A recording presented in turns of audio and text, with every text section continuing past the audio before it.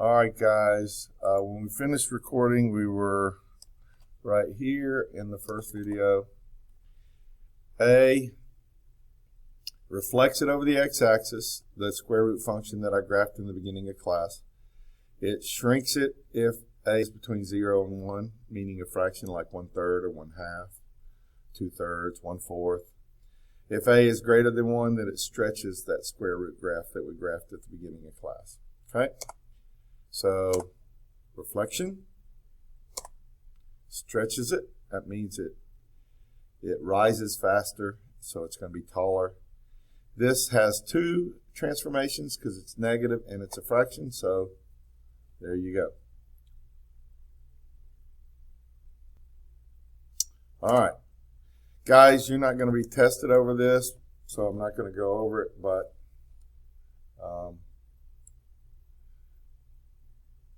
there it is.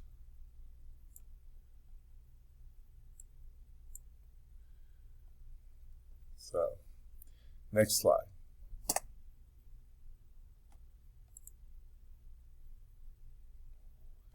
Okay, here we go. Those are just questions about that thing that you're not going to be tested over. I'll let you look at that for a second. It's just bonus knowledge.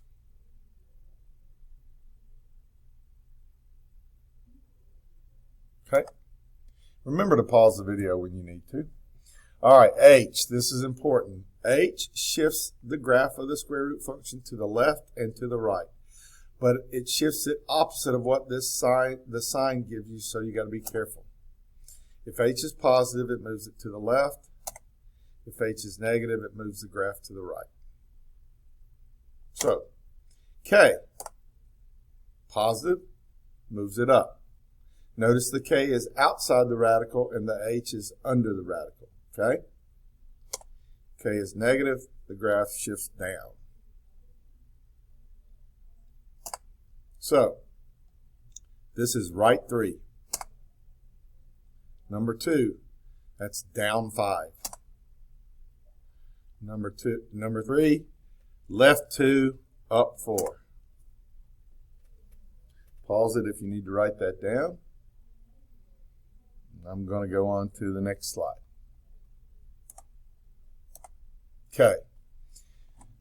Guys, if I give you a function and want you to rewrite the equation with these 3 transformations, reflection, stretch vertically, and 1 unit up, then you're going to put an A right here, which is -1. You're going to put an H right here after the X, which is going to be, nope, you're not going to do an H, I'm sorry. Stretch vertically by a factor of 4. So this negative is going to have to be a -4 because it's stretching it. So negative reflects it and the 4 stretches it. So that'll be in front of the square root right here. Okay. And then if it goes 1 unit up, that's going to be K. So we're going to do a +1 on the outside of the radical. So here's what it looks like. All right.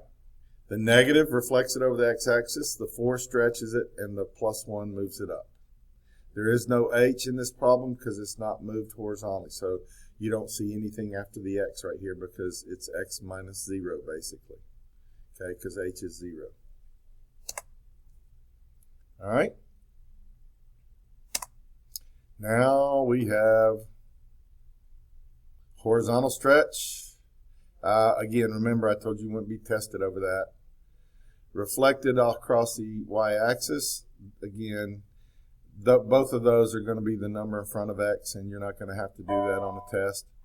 But 3 units left, you will have to do that. So let's see what that looks like in blue. So here's the, so we don't have, A is going to be 1 because we don't have anything for A. B is going to be stretched, so it's going to be 1/2, and it's going to be negative because of this reflection right here. But again, remember, you're not going to be tested over B right here. H is going to be left 3, you think of as -3, so do opposites, so it'll be +3. Okay, so again, B right here, you're not going to be tested over, okay, but B is going to be -1/2.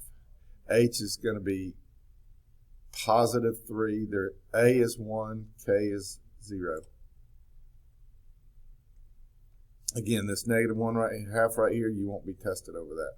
But this plus 3, you do have to get right.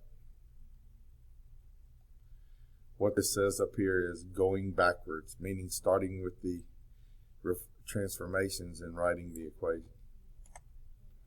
All right.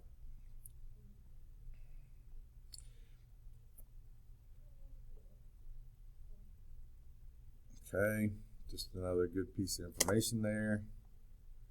Now it wants you to graph these. So if I have time on the video, I am going to go over and graph these for you right now. So I'm going to pause it because it's only at 5:43. All right, guys, we're going to graph these two, and I'm going to start with number 1 here, which is a square root graph, and then I'm going to do this cube root graph, okay? So I'm going to go over here to Elmo and show you 3 ways to get this graph. It's pretty easy. So first of all, y equals the square root of x. I graphed that for you earlier, so I'm just going to quickly sketch it and remind you. Remember, it was 0, 0, 1, 1. It was 4, 2. And there was one way over here at 9, 3. But, so there was, the table looked like this. If you took notes back at the beginning for the square root of x, 0, 0, 1, 1, 4, 2, and 9, 3. Because the square root of 0 is 0, the square root of 1 is 1, the square root of 4 is 2, and the square root of 9 is 3. Now, the square root of x plus 6, okay?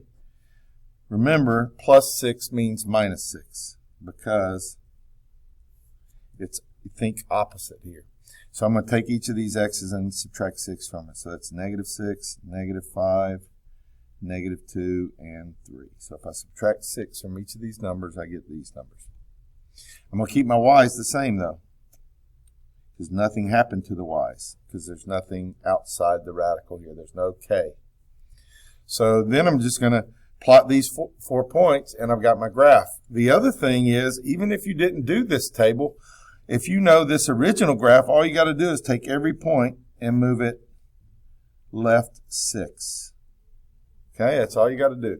Take each of these points right here and move them left 6. So my new graph for this function is going to be negative 6, 0, 1, 2, 3, 4, 5, 6. Negative 6, 0. Negative 5, 1, negative 2, 2, 1, 2, and 9, 3 becomes 3, 3, 1, 2, 3. And so there's my new graph. So this graph shifted left 6 units is now this graph. That's how you do it. The second function was a cube root graph.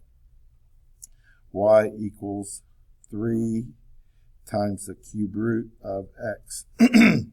So I'm going to go back to my table for the cube root function, which was, remember, cube root of x. We did this one too. Oops, I'm going to have to scoot it up. Cube root of x was negative 8, negative 1, 0, 1, 8. This was negative 2, this was negative 1, this was 0, this was 1, and this was 2. And if you remember what it looked like earlier, it looked like this. Negative 8, 2, negative 1, 1, positive 1, 1, 0, 0, and 8, 2. So these were all my points. Well, what does this 3 do? All it does is it multiplies all these y values by 3. So I'm going to make a new table, and I'm going to leave all the x's the same.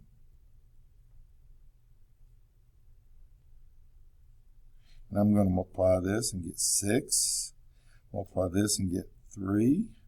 Multiply this is still 0. Multiply this and get 3. And multiply this and get 6. And I'm going to just graph this one on the same coordinate plane. And I'm going to try to use blue, if I can find blue in my desk. Okay, so this will be the blue one.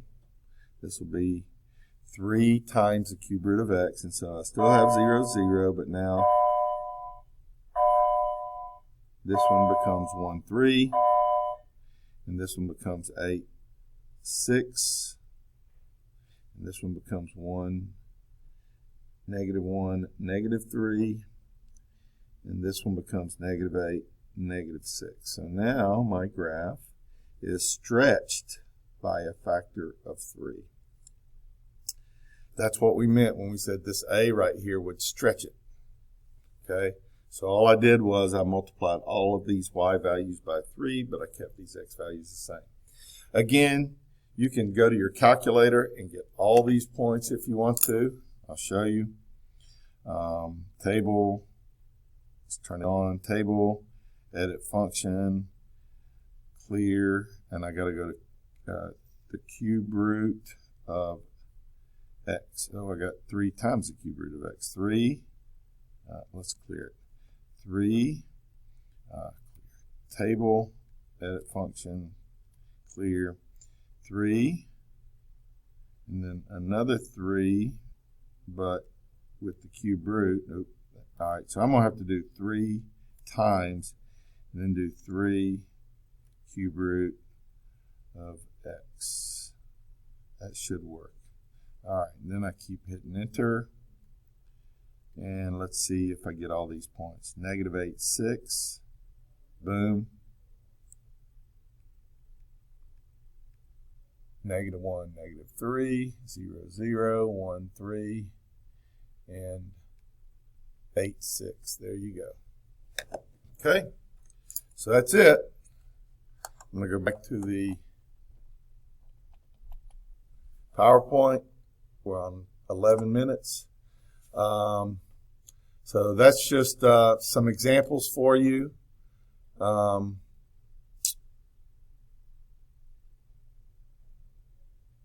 If you want to write that table in your journal, you can, but that's a lot to write. Anyway, we're going to talk about all this more in the Zoom on Friday and in class on Monday and Tuesday, depending on which class you're in. You will have a test over all of this unit next Wednesday and Thursday. All right? All right.